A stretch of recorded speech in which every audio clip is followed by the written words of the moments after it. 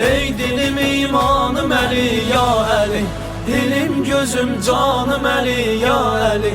Ey dilim imanım Əli, ya Əli. Dilim gözüm canım Əli, ya Əli.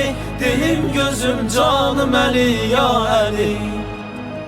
Kəbədə dünyaya edildi nətan, səni bu ismiyle çağırdı Xuda. Söyledi ya mürtəzə, ya lafətan, ey şirim aslanım Əli, ya Əli.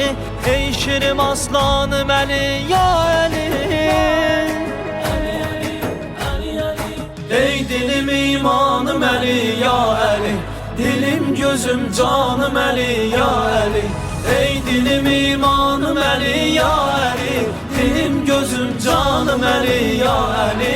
Dilim gözüm canım Əli, ya Əli. Hər cümə bu qəlbi közləyirəm mən, bir sədanı gələr izləyirəm mən. Məhdinin yolunu gözləyirəm mən, var əhdi peymanım Əli, ya Əli. Var əhdi peymanım